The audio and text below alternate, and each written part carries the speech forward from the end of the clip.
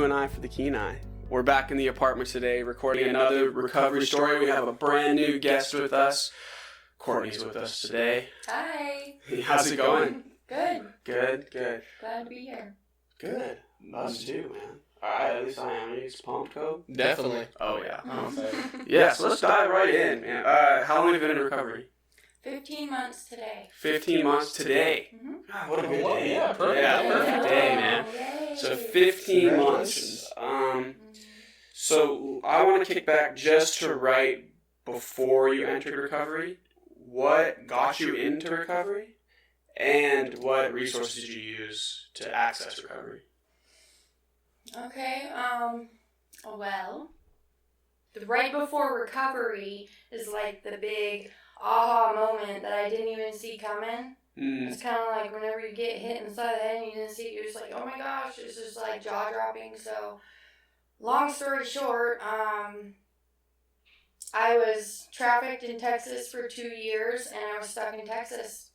And I have a very good friend here in Alaska who felt in her heart she needed to call me. And by her being obedient pretty much to that gut feeling she had, it's like God told her to call me or something. But by her obedience and her calling me, my family and her ended up buying me a plane ticket home, and I went directly from the airport to Detox, and went from Detox into Serenity House, and that's whenever my journey started, and my mind started to get cleared up, and I could think straight, and I wasn't so delusional, delirious. I was getting better. Yeah. What'd she say? I'm really curious. Like, what was that phone call? What I guess changed your mindset? She told me I needed to come home or I'm gonna die. Yeah. Pretty much straightforward, and I knew it. Like the week coming up to that phone call,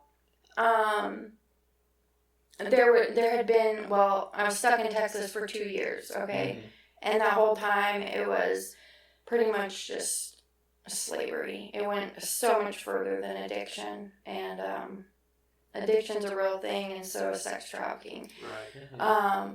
But the week leading up to her calling, there was just more severe, fatal things that were going on in my life, and by the grace of God, I made it through. And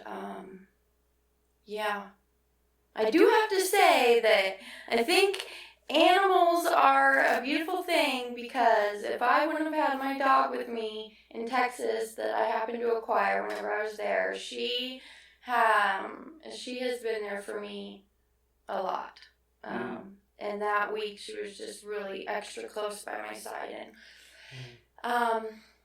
so it was just kind of ironic, and I knew it in my gut that kind of like whenever you feel in your stomach like something just really isn't right, it was that like dominating feeling constantly.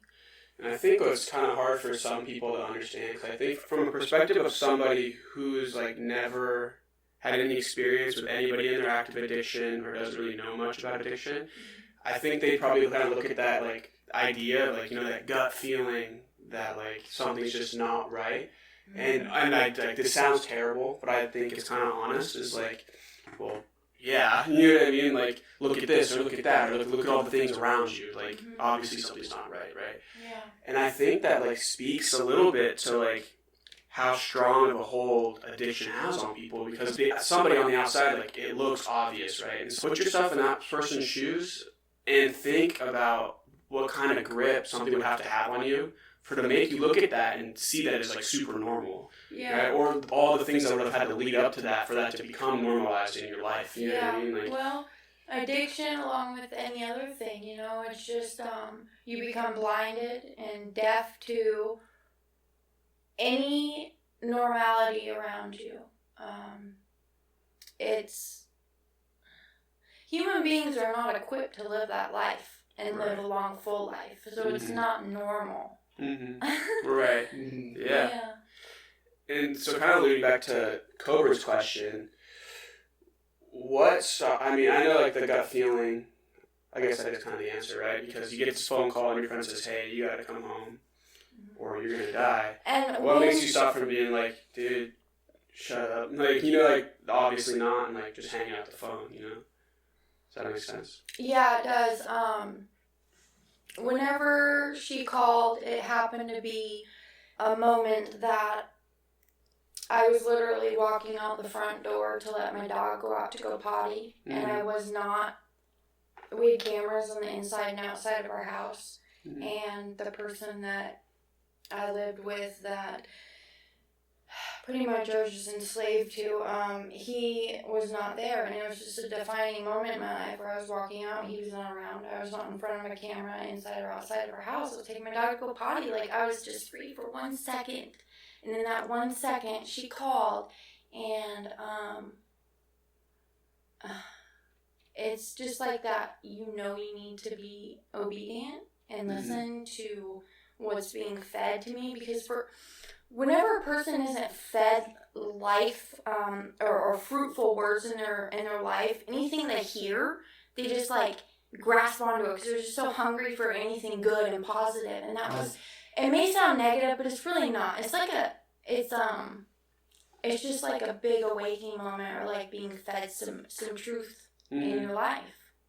You know, I hadn't been around anything honest in a long time. It's kind of like once you maybe you're in a, trying to think of a good example, but it's just like your nose will get used to certain odors. Maybe you're living in a terrible space or whatever, and you don't even notice it.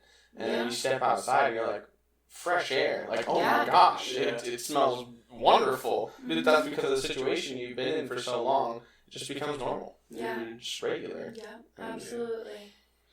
It sounds like a part of you knew that basically that was going to lead to death. And you were aware of that, but maybe not ready to take the step. Yeah, don't get me wrong. Like, I'm not oblivious to right and wrong. I'm not. Right. I was taught right and wrong. I was taught about God, and I had luck by the grace of God, and you know, I had the seeds that were planted. Right. Did I listen? No. Did I choose to take the hard road? I didn't know it was the hard road at the time, but whenever you, I'll speak for myself. Whenever it's like, I felt like it was a ball and chain kind of thing. Like, I just could not shake it. Nothing, I didn't have the drive. Towards the end, I had no hope at all. I thought it was that way forever. I felt stuck. Right. And then you get that phone call, and for a moment you feel unstuck. And it's like, is that right, I guess? Yeah, absolutely. And prior to that, my grandma, my sister, my whole family has always been there for me, praying for me, talking to me, answer whenever I call, always. And they just never give up. And that I just became kind of numb to, like, oh, they're my family, they'll always be there for me kind of thing. But that's what I really believe helped get me to where I'm at and to get even home. You know, they want me to be sober and happy and fruitful, you know. Right. I mean, I can't, I know I was miserable, but just imagine somebody you love is hurting that much and in that much pain and living such a destructive life, and they had to witness that, and I brought them through that. Right. That is just like, there's really not much they can do about it, you know, besides like be there when you're ready, you know. And I think that's the hard part. I mean, at least that would be the hard part for me. I'll speak for myself as well, because you're taught, you know, you see somebody struggling, you help them, you know, and it's like, but you're never taught what to do when they don't want your help, you know. So it's frustrating, you know. It's super frustrating, and I think for people, I think we speak about this a lot, but I think it's super important, like, for people who have family ones and loved ones who are in their active addiction and struggling right now, strike this balance. We've heard it in a couple podcasts, especially with our parents, like the ones we've done with parents and one we did with the daughters. Like, find this balance of like drawing your boundaries, but like not losing hope. Yeah. You know, like, absolutely. I mean, I have a few people in my life that chose to protect themselves mentally, spiritually, emotionally, and set that boundary. Because, you know, there's that fine line where you're not helping somebody if you're hurting yourself too, kind of thing. So, but in the restoration process, these past 15 months, I mean, things can be renewed. They can be restored. You know, things can get better within that relationship whenever the boundary's set up. Right. Yeah. Yeah.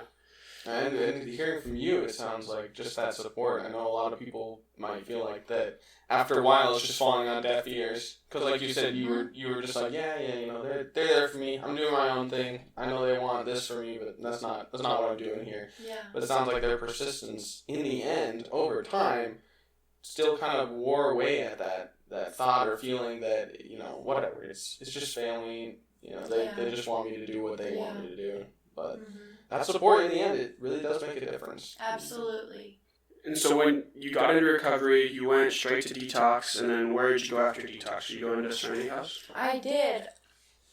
Whenever I was in Detox, my head started clearing up a little bit, and I pretty much just did what I was told to do. Right. I didn't know how to do anything else. Yeah, well, I guess that was my question. Like, why? You know, like, I didn't know how to. Right.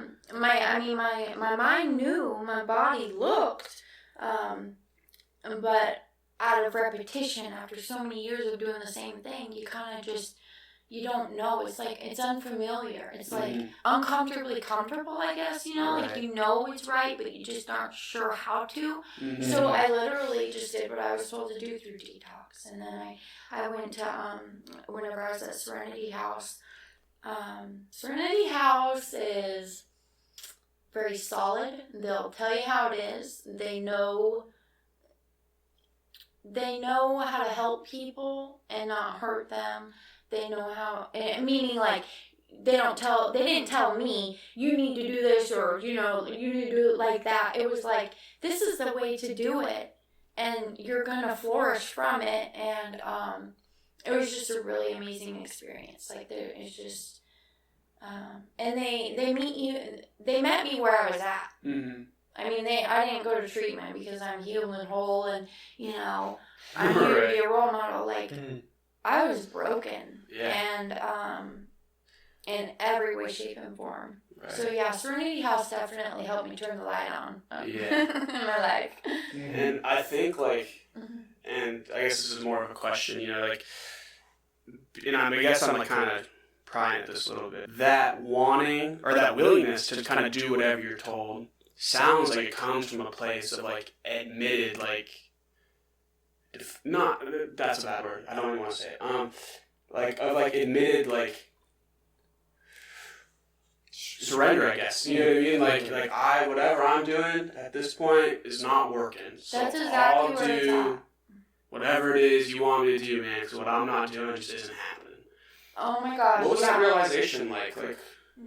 Whenever I realized that I'm gonna, if quote unquote, win, or when I surrender, give it up, quit fighting, just quit self-sabotaging, just one foot in front of the other, minute by minute, day by day.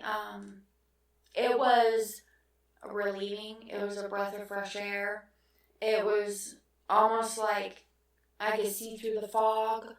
It's kind of like, I'm sure you guys have heard this before, but whenever you're like driving down the road and it's foggy and you can't see but your lights are on, and you kind of just keep going a little slow, but you know the road's there, you know, you just can't see. That's how it was for me. It's like it was so foggy and I couldn't see, but I knew recovery was there. I knew the people around me was there. The lights were on. I didn't know how to get there, but I was just trusting it. Right. It was like I said, a breath of fresh air. Yeah. And I think. With that analogy, it's nice to have someone in the backseat cheering you on. Yeah. You know, Yeah. if you bring people with you in the car, the ride is much less scary. Yes. Oh my gosh. Yes. And I think you pick some of that up at like Detox and at Serenity, especially, I know with like your peer supports and things like that.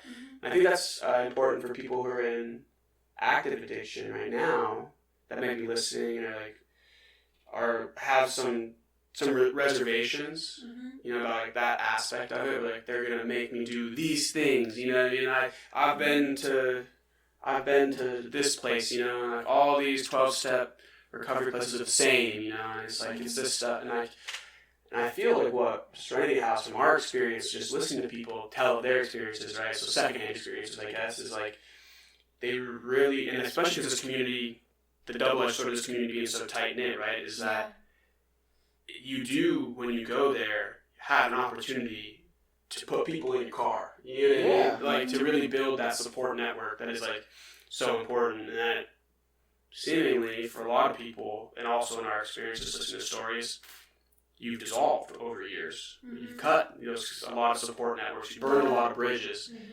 And I think like maybe a little bit of that fear of like going there and then, I don't know, maybe that's too far out in the future, but... Well, reservations definitely will kill a person. Right. It's reservations are delusional. It's an excuse. I myself had many reservations and have used all of them. Right. And I didn't realize until I was in recovery that I do have purpose, and we are all chosen to live a fruitful life and be a part of society, and to grasp that concept and be a part of it is like a whole nother dimension. But I wouldn't have known that if I didn't just trust the process, honestly. Right. But I have used reservations before, and it almost killed me. Yeah. That's always interested me, like kind of the self-sabotage / making excuses. How did they approach that in recovery? Because I know that's a big part of it, and I mean, I've struggled with that personally before too. Just like, because I mean, I can convince myself of anything. I mean, I'm sure everyone kind of feels the same way. It's like, leave me alone with myself long enough, and I can talk circles around stuff until it makes sense when it doesn't. Yeah. We're all justification. Yeah, exactly. Yeah. So how do you break that cycle? What was that like? Honestly, self-discipline and kind of reprimanding myself and get back into reality. Right. Honestly. I just gotta take a tough line with yourself. Yeah. Like, I'm just fed up. I'm done, and it's gotta stop. And it could go with, anything. It doesn't... If it's gonna hurt me, it's not gonna be a part of my life. And honestly, the biggest impact has been my faith and praying. Like, if I run on self-will, it is a hot mess. It is... I love that term. Sorry. It is, yeah. I mean, it's just not... It's no good. But it takes practice, It doesn't just say, like, I speak it out loud and I think it, or I write it in my journal and it comes to life. Like, it takes practice. And don't get me wrong, like, I've tried things, I've said it, I've written it, I've thought it, and then I practiced it, and then I mess up. It kind of like speeding, like when I'm driving, I go too fast, and slow down. So then I put the brakes on, and I slow down, start over, and do it again. I just be forgiving with myself and give myself some grace, because I'm learning. Right. Is that something that you kind of had to pick up in house too? Is like kind of how to forgive yourself a little bit and like not, and kind of finding that balance of like keeping yourself accountable but not like beating yourself up. Yeah. Or is that like a you thing? Or both? In Serenity House, I learned what honesty was and how to identify my nature as a person and just call things as they are and move on from it. Because we do these timelines in Serenity House, and whenever I wrote my timeline out, I could see a pattern over and over and over. And that was the the defining moment for me, where I was like, I have got to stop this. Like, this has got to stop. If you don't mind, what was that pattern that you kind of spotted? Well, from whenever I was, long story short, I've had a couple stepdads and they have not been very father figure-ish. Right. So that was men, abusive men. And then it grew up to where I would be with abusive men. And then it got to where I was being trafficked in Texas and I couldn't get out. Like, I was stuck. And it escalated. And now it's stopped because I have self-worth. I'm, independent. I know who I am because it's who God says I am, not by another person. Right. And that was kind of like the eye-opener for me whenever I saw those repeated behaviors, because my self-sabotage starts whenever I start letting go of myself and depending on somebody else to tell me, you know what I mean? Mm-hmm. And that happens a lot, regardless, if we're in addiction or not. Mm-hmm. There's a lot of things. Yeah.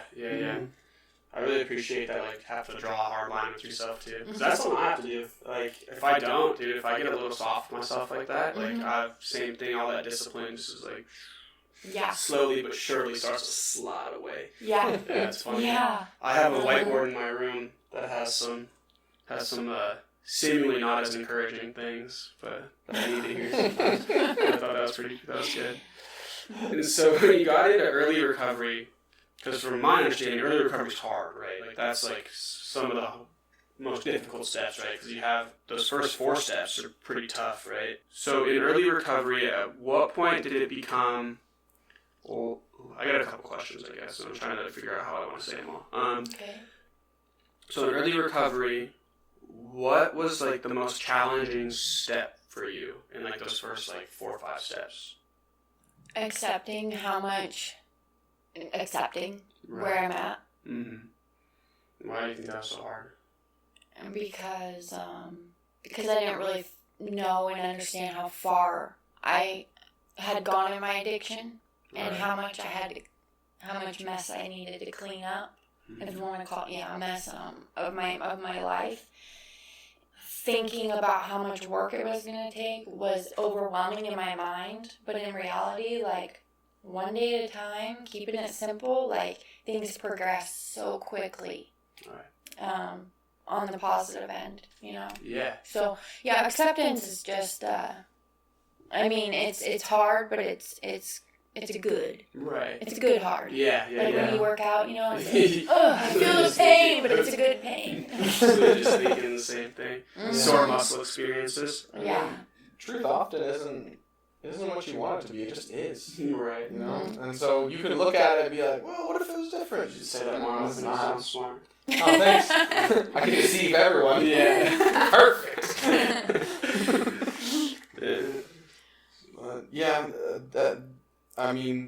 That's what I was wondering too, is like what the most difficult part of recovery has been and kind of how you got through it. And that sounds like that's kind of what it was. A lot of, looking back at your past and seeing the pattern, a lot of this seems to be like you just didn't have the awareness at the time, because kind of where you were, life just started closing in and becoming more of one focal point of just like, everything around you being drawn into just your addiction and what that was like, and so much stuff going on around you. You don't want to think about that. You just want to feel good for once, and I think that's where a lot of people get stuck, is because you get in that toxic situation and then you have to escape from it.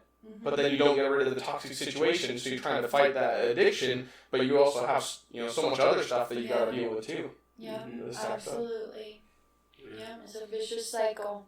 And so I think that's important. A kind of important thing to highlight is, like, I'm glad you brought it up, that feeling of being overwhelmed in early recovery, right? Like, oh man, like there's so much behind me that I have to clean up, and there's like so much in front of me that I have to do. Mm-hmm. And so, like you said, like one step at a time, keeping it simple. Mm-hmm.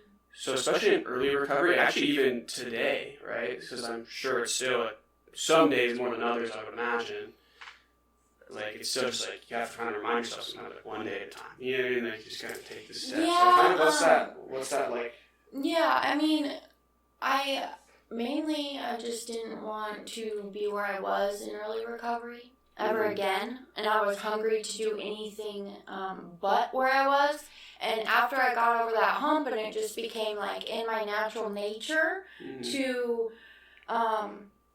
brush my teeth, take a shower, be responsible, do what I'm supposed to do. You know, after I practiced that for a few months and got the hang of it, now it's just, you know, being accountable and living up to the expectations that I set for myself. Right. Yeah. And I think that's like, and the reason I like to bring that up too is because I think that's important for people who are around the same point you're around right now. You know what I mean? That 1 year, you know, 1 year, 15, 18, like the first couple years really, is where we see a lot of people, you know, start to kind of lose, I don't know how to put this exactly, but relapse, and I don't even know if that's the word we use anymore. So anyway, because we get through all that, right, and then we take on all these responsibilities, right? We take on normal responsibilities that like people do, and then it starts to like get overwhelming, and we lose sight of that like, okay, one day at a time. You know what I mean? Like, you kind of have to take that step back. The good gets going real good, and you forget where you were, kind of thing. Yeah. By the grace of God, I have not ever had that feeling. I mean, I think that I have been to a place that I never want to be, and I have no intention of going back. However, if I do not do certain things every day, my day does get off track. Like if I don't pray, if you know, I don't stay engaged. There's just certain things that you gotta do, kind of like whenever you take a shower, or you brush your teeth. You know, I just give myself grace and start over again. Yeah, it's kind of part of your day now. I think that's what we do with a lot of stuff in our lives, just in general, is over time we kind of forget the bad and just remember the good. I mean, probably depends on your personality too a little bit, definitely. But you kind of... Sorry, that was total cut off, but I listened, so there was a woman who has a PhD that I was listening to in a podcast the other day, and she was talking about, like, with the exception of, like, severe trauma and PTSD, like, most people will hold on to, like, bad memories, even things, like, as severe as, like, a bad breakup, and, like, a generally bad breakup, right? Not one where, like, you were abused or anything crazy like that, but, for, like, 3 months, like, that's it, and then they, like, start to think about it less and less every day after 3 months. Yeah, dude, I totally agree with that. Yeah. That's somewhere... And I think, and it's hard, I think, for those first, like, days 1 through, like, 71 are hard, obviously. And I think it's, like, you get caught in these, like, whatever this is, oh, man. And I think it's even harder in recovery, too, because, like, for a lot of people, you know, like, 20-plus years, when you get that feeling, I mean, how do you cope, right? You use. And so I think, like, when those first, like, big life things happen again, and, you know, those first few days or those first few weeks are, like, challenging. And I think that's when it's super important to, like, as like you're talking about, the things you did that got you where you're going, like give yourself grace, take a step back. Well, utilizing the tools that I learned in Serenity House, church, my family, it's hard to fail when you're surrounded by, the connections around you are so fruitful, I guess. They just fill your life with. It's not like my past didn't exist. It has happened. It just is not anymore. You know, our community is super supporting, and my family, and, you know, going to church, and myself, whenever we all want the same thing, it's kind of hard for something else to happen. Right. You know what I mean? Yeah. And it sounds like you've done what a lot of people said, building a life that's worth it and is not sustainable in addiction. Absolutely. In my work. Yeah, exactly. So you have all this accountability around you kind of all the time because you're interacting with these people, but it's positive accountability. Like, they want you to succeed, and you want the relationship that you have with them. Yeah. And so I think that's really powerful when you have groups of people who are on your side, and you kind of maintain accountability, and especially times like these with quarantine and all this going on, I know it can be really hard to get together with the people who are supporting you in the backseat of that car driving down that foggy road. Now more than ever, has that affected you at all? Like with these current situations, we're living in times. I mean, I'm sure people are tired of hearing about it, kind of like because it's been going on for so long. But well, what has that been like for you in recovery? Honestly, I don't know if it's just the type of person that I am, but my life and the sustainability in my life is not pertinent on situations. Right. Because of this or that, I'm not going to allow that to affect me. That it's happened before and it sabotaged me. And I can't afford it. I don't have room for it. I don't want it. I want nothing about it, and the reality, things do happen. But I just do the best I can with what I got. Right. Pretty much. Yeah. Right. Well, I like that outlook, and it sounds like, at one point, like I was saying earlier, that people usually romanticize the past over time. I don't think that's happening for you. I mean, I think you had a very specific situation, what it sounds like, that you were in, and once you were aware of that, you're like, never again, more or less. Because once, the wool over your eyes was lifted, and you saw clearly, you're like, no, we're not going back there. Is that accurate? Yeah, It was my choice up until it wasn't my choice, until I was forced. And then that's whenever it just became real scary. And so, I definitely, that's just where I'm at. I just don't have room for it. And I think of some of that, because I think, at least, I can speak from my experience, because I've talked about it before, too, on here, where, like, I've shared the sentiment of, like, mourning the person that you used to be, right? And so mourning, like, that life before recovery.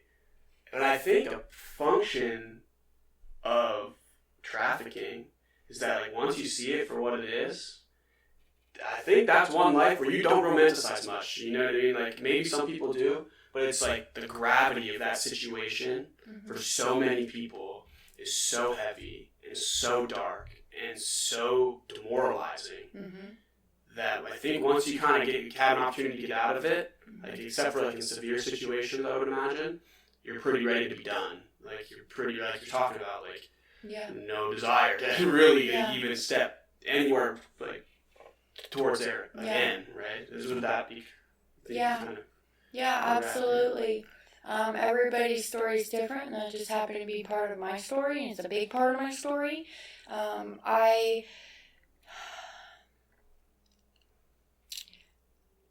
always thought that I had a limit, like, if this happened or if this, and just kept going and going and going, and it never stopped. And I was just pretty much running on my own will until I was trapped. And then, lo and behold, God is in the business of pulling people out of crazy situations, and that's exactly what happened to me, thankfully. Right. And if that wouldn't have happened, either a person's just going to get their limits pushed or they're going to die.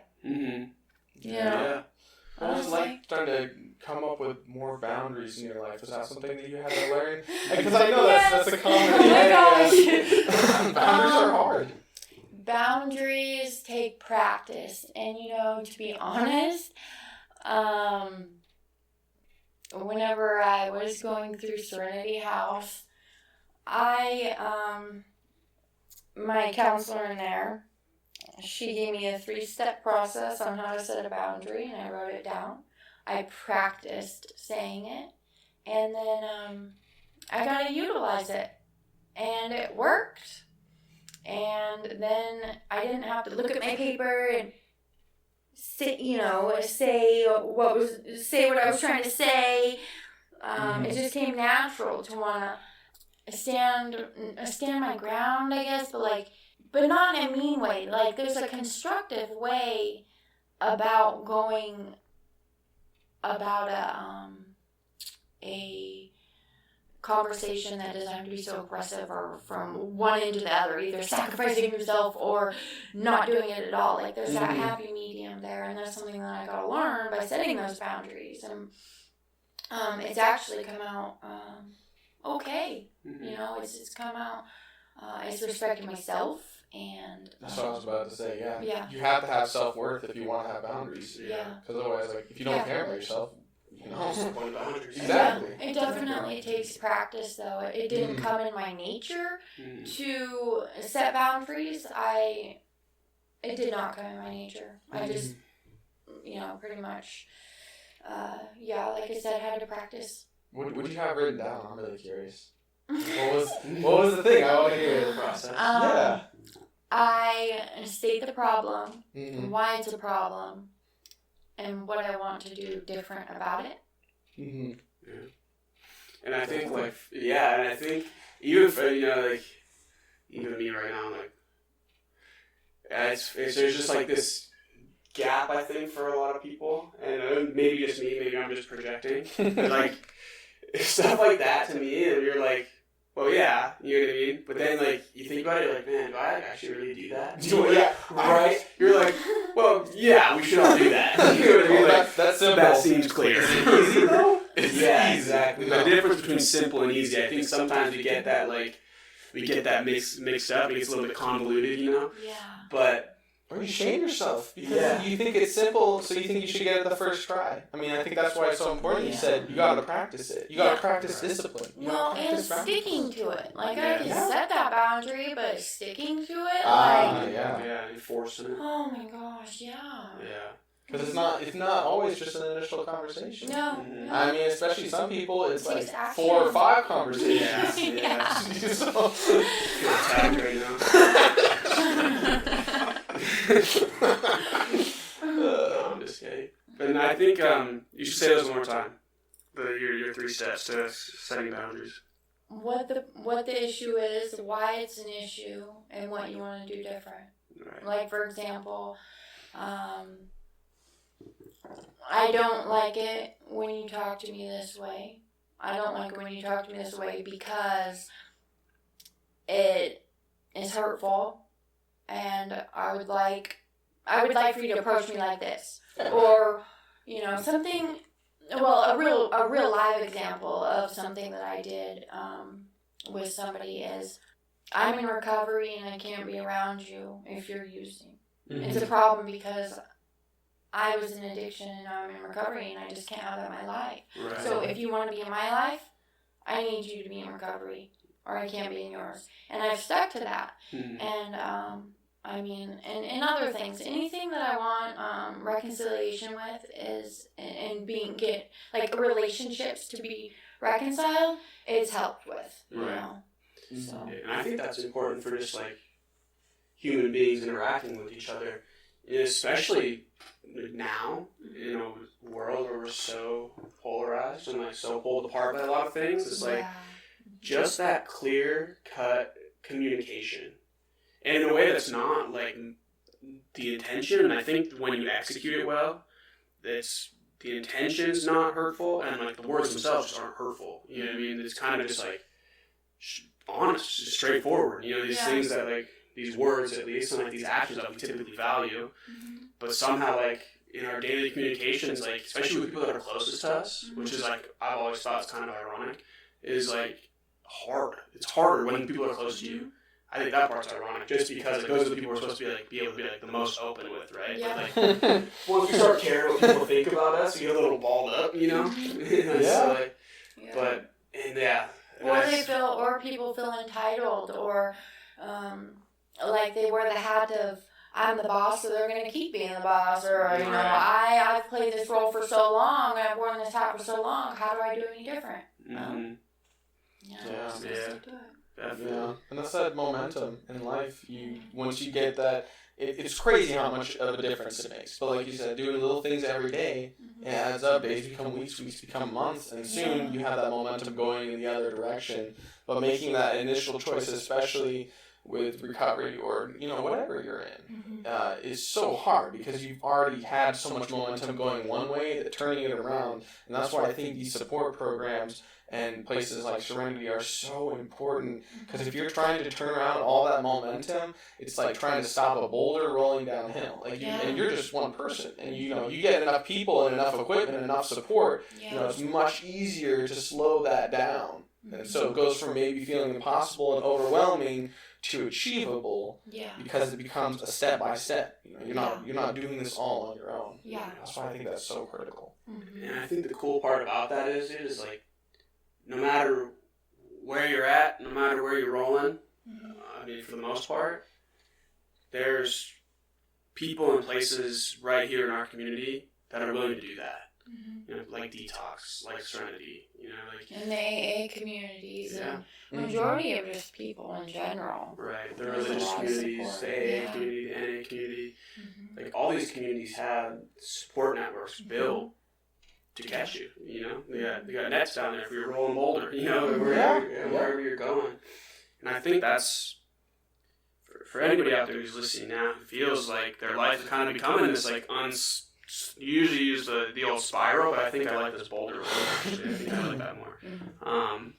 Like just going that way, and like that's their experience right now. Like I think it's important for them, even if they don't execute or do it or take advantage of those right this very minute, they're there. And I think that's important, even just to plant that seed, like you're talking about, to know they're there.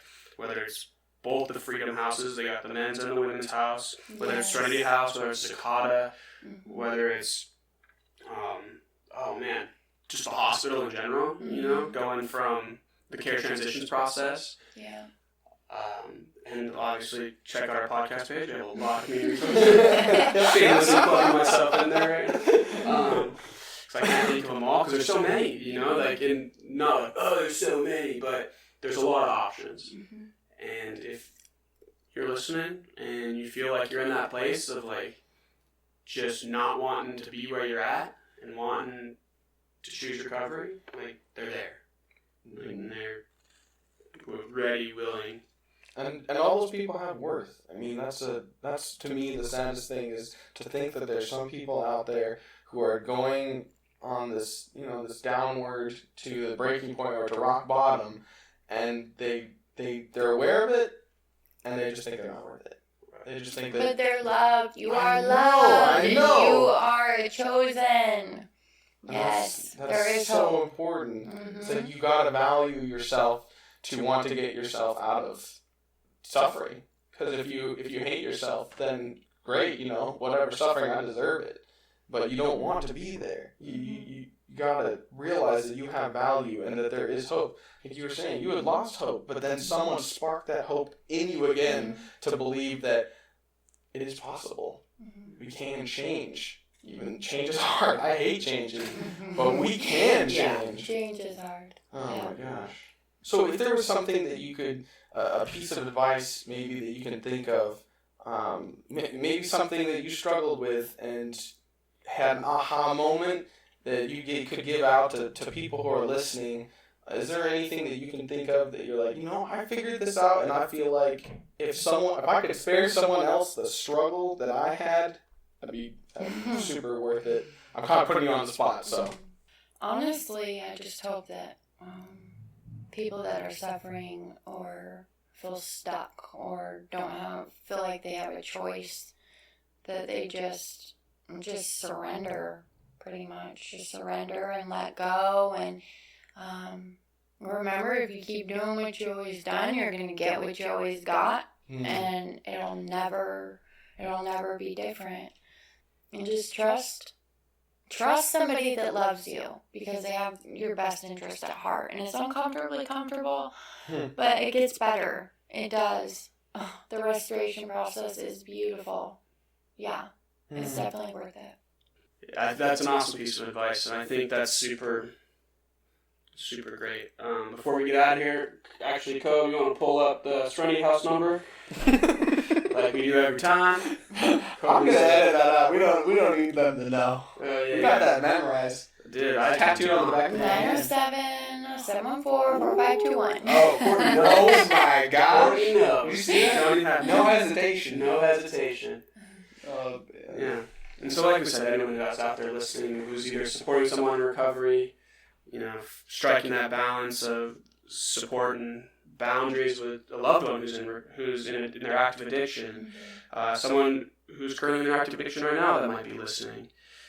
I think Courtney would want us to remind you all that you're loved, and it's possible. Yes. Absolutely. Courtney just gave us the Ready House number. That's our go-to.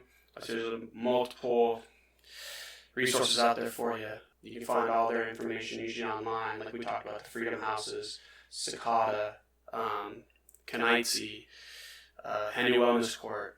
All these people that we've talked to that are doing amazing work in our community are here for you. And if nothing else, just go to a meeting if you can. Just take a step towards there and see what kind of people are there. Because these are some of the most loving and accepting people. It's crazy. Yes.